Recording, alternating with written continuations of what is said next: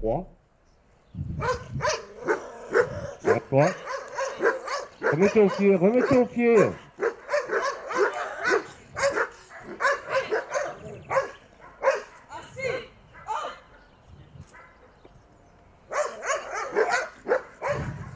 Ils sont là-bas.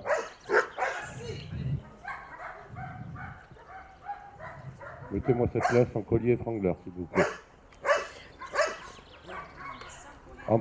En collier étrangleur. Le collier était en non-étrangleur. Vous voyez que le chien, ben, il est en non-étrangleur. Donc c'est comme s'il avait un collier plat autour du cou. C'est comme s'il avait un collier plat autour du cou. Ni plus ni moins. Ce qui veut dire qu'un collier étrangleur, éventuellement, en sécurité, ça peut servir.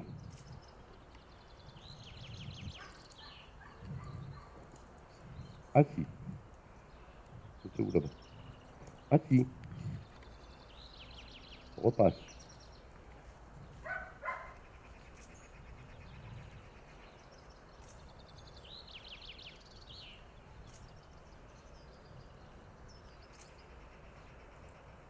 Repasse là devant moi. À 1,50 m, 2 mètres.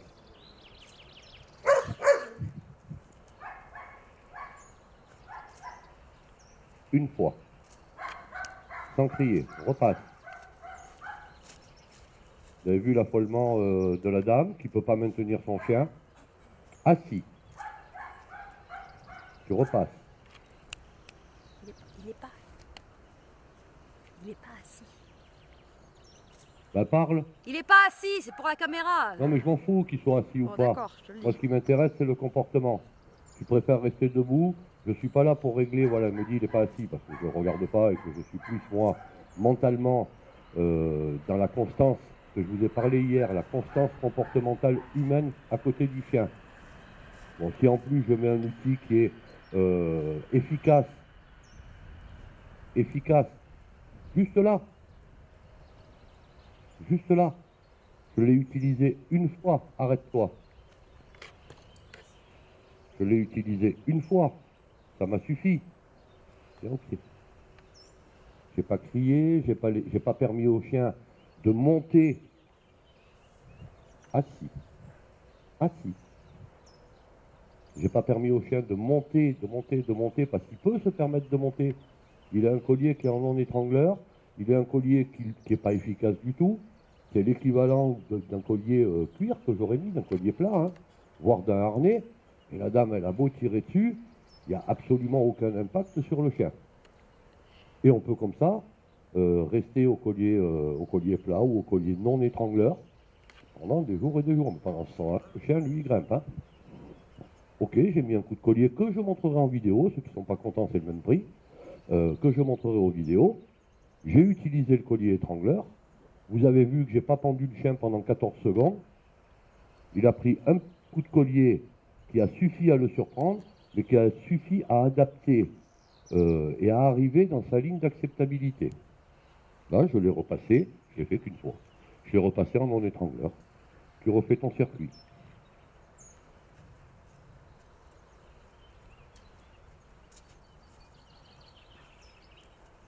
Tu repars par là-bas, tu reviens face à moi. Vous voyez que le chien, assis. Le chien commence à se mettre en état d'évitement. Pourquoi? Parce que en 2 secondes,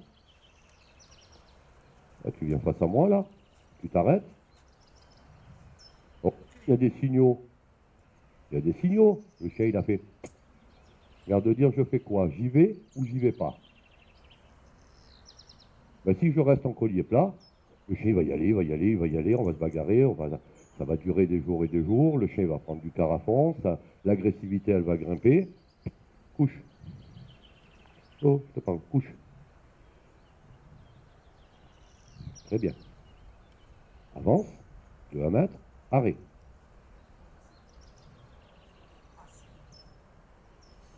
Chien au coucher.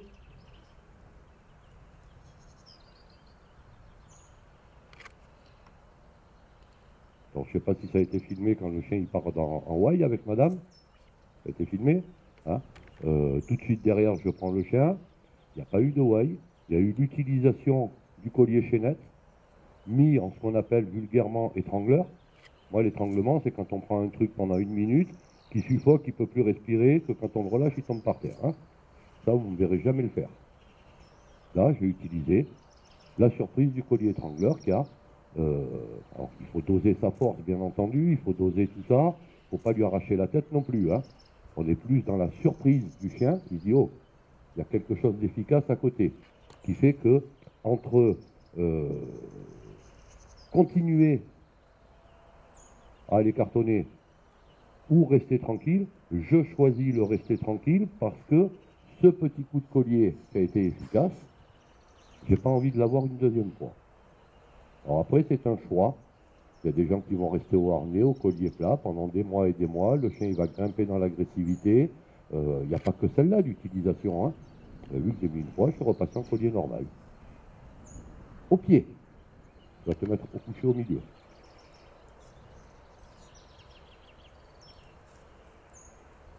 Alors je n'interdis pas au chien d'observer.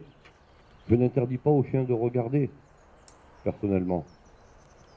Je lui demande de tolérer ce chien. Je ne lui demande pas plus. À partir du moment où tu es tolérant ou tolérante, hein, puisque c'est une femelle, moi je ne te demande rien. Par contre, comportementalement, je suis exactement le même s'il n'y a pas de chien que s'il y a un chien. Pour que le chien ne fasse pas de différence. Hein. Le chien fait très très bien la différence. S'il y a eu un déclenchement, je ne sais pas si on a filmé, c'est qu'il n'y a pas eu déjà le même comportement de madame. On le sait, hein, on l'a vu dans la semaine, elle a évolué, mais c'est pas encore ça. Le comportement de madame n'est pas encore identique quand il n'y a pas d'éléments perturbateurs et quand il y en a un. Il y a des signaux qui se mettent en place, qui me mettent le chien en état d'alerte au pied. Voilà, ça c'est une belle fifi, ça. Ah, c'est une belle fifi.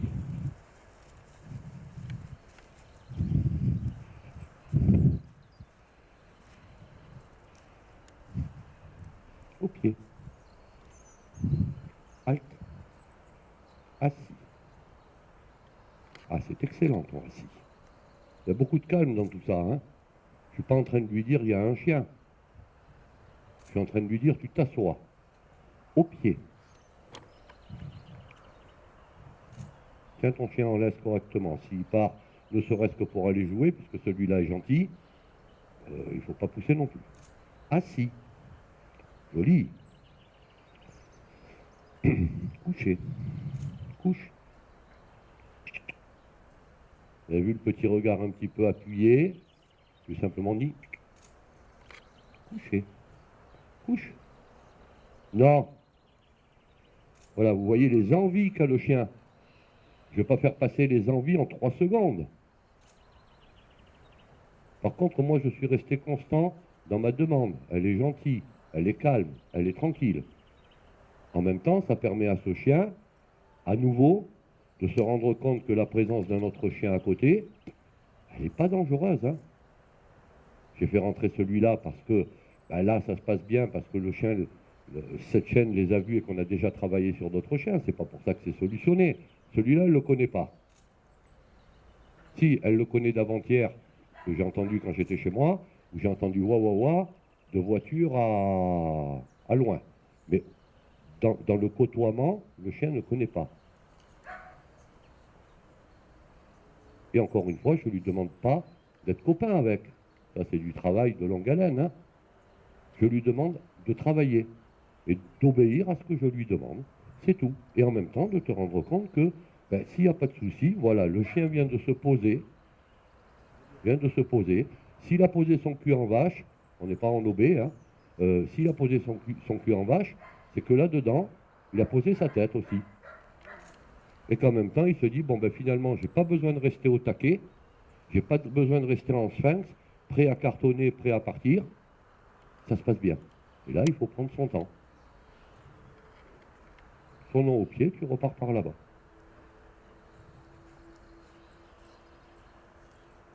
Et je lui demande rien du tout, moi. Et je vais surtout pas aller lui dire que c'est bien. Vous allez avoir plein de gens là, ah c'est bien, tu l'as pas touché.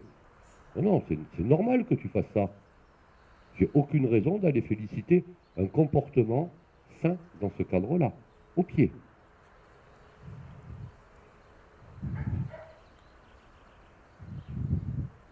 Alors quand je dis attitude comportementale, ok. Donnez-moi vos chiens plus courts, s'il vous plaît. Merci. Ok. Quand je dis attitude, tout près. Voilà. Ça, c'est bien. Au pied. Mets ton chien au assis, s'il te plaît. Au pied.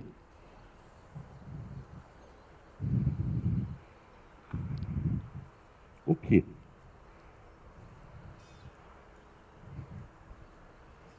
Pied. Halte. Assis. Excellent, le assis, c'est très bien. Vous avancez vers moi, monsieur, en ligne droite. Vous arrêtez votre chien, vous me le tenez correctement, ça sera bien. Alors pour me dire bonjour, là, ça va être difficile parce que j'ai pas un bras à rallonge. Chien au assis. Vous gérez votre cabot. Vous allez bien? Assis. Assis. Oh oh. Assis. Voilà. Ça c'est bien le assis. Quand je disais constance comportementale, c'est constance comportementale au moins. Au moins.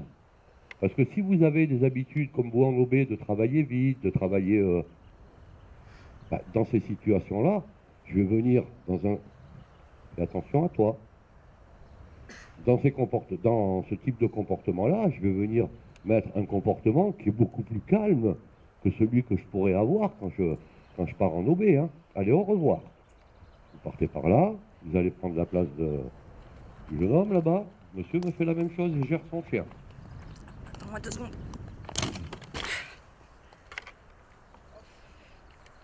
Vous avez vu là les mouvements des labiales du chien? Ça ne me gêne pas que tu aies une petite inquiétude. Ça ne me gêne pas que tu aies... C'est mon comportement à moi qui va... Non, non, non, non. Assis. Assis. Voilà. C'est mon comportement à moi et c'est mon exigence de l'ordre d'obéissance. Non, ça, tu ne viens pas chercher câlin et refuge. Tu assumes. Assis. Ah oui, au contraire, je deviens tout petit peu plus dur. Hein. Quand je te dis assis, c'est assis. Tu te tais.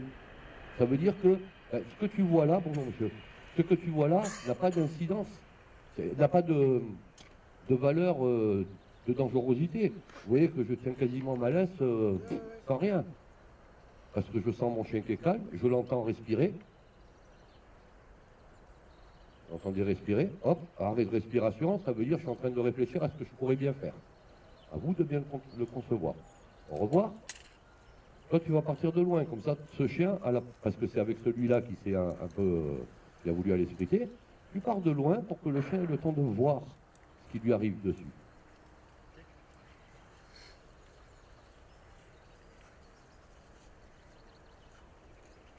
Et moi, c'est pas parce qu'il y a un chien qui arrive là-bas que je vais faire comme madame, que je vais me figer. Au contraire, je vais venir compenser. Alors, il l'a repéré, tiens-le bien pour qu'il n'aille pas jusqu'à elle. Moi, je regarde mon chien, c'est un peu loin là, hein, je ne suis pas le professeur Tournesol ou je sais pas quoi là. Je suis celui qui... Non, inspecteur C'est Gadget. Gogo Gadget au bras. Je ne suis pas inspecteur Gadget, je ne peux pas aller là-bas moi. Hein. Et vous voyez que je suis toujours avec une laisse qui est prête à serrer, mais qui n'est pas serrée, madame, et qui n'est pas tendue, parce que si je commence à serrer et à tendre, je donne le signal au chien qu'il y a une problématique. Mon comportement là, prêt à intervenir, il est tout à fait normal. Pourquoi ton chien est derrière là-bas? Prends le plus court.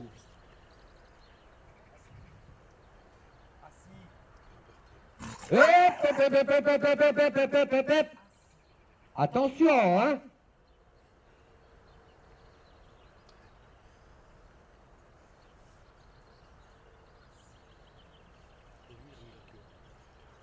J'ai appuyé un tout petit peu dans ma posture et tout de suite, au pied, assis.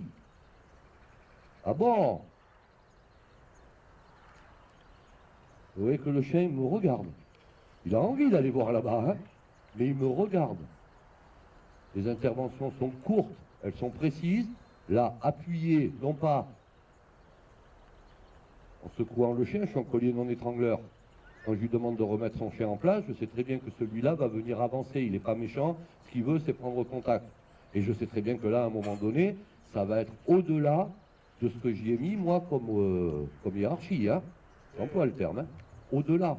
Donc, le chien va intervenir. Et là, je lui fais un appui complémentaire hiérarchique, mais qui n'est pas un appui où j'ai utilisé le collier étrangleur puisqu'il n'y est pas. J'ai juste interdit au chien d'y aller. Et derrière, il y a eu une posture, un regard et une interdiction qui ont fait beaucoup plus de mal, entre guillemets, parce que ça a fait plus de bien, dans sa tête, en se disant, la prochaine fois que j'ai un chien aussi près, je vais réfléchir à 2 fois avant d'aller cartonner. Parce que ce que je viens de faire là est beaucoup plus puissant pour un chien que le petit coup de collier étrangleur que le chien s'est pris tout à l'heure. Là-bas, c'est assumé beaucoup plus facilement. Là, c'est assumé beaucoup moins facilement. Et je t'autorise, je le sens, chien, je sais que ça a envie d'y aller. Qui va pas, tout va très bien. Il n'y a pas d'intervention, il n'y a pas de caresse. Parce que si je viens caresser là, ben, le chien peut interpréter et traduire ma caresse. Alors la mienne, il la traduira bien parce que ça ne sera pas une caresse de mémé. Hein, mais la caresse d'un particulier, ça va être une caresse avec un état d'esprit, je te rassure, c'est bien, gna gna gna. Et là, ça me met le chien en alerte un petit peu plus et il repart au carton. Hein. Attention. Hein. Allez, au revoir. Tu repasses comme ça et tu peux le sortir celui-là, hein, parce qu'on l'a pas beaucoup travaillé, c'est là qu'il y en a eu 2. Et là, il est hors de question que je lui dise que c'est bien qu'il a fait le cabot. Ok. Je lui dirai c'est bien, assis. Pas bouger. Je lui dirai c'est bien, il n'y aura plus aucun signal, quel qu'il soit, plus aucune pensée de dire lui il a une tête, j'irai bien me le faire. Hein. C'est pour ça que je vais faire rentrer un chien. Pas dans une normalité. Je suis passé sur un chien que celui-là ne connaît pas et où je sais que ça va déclencher.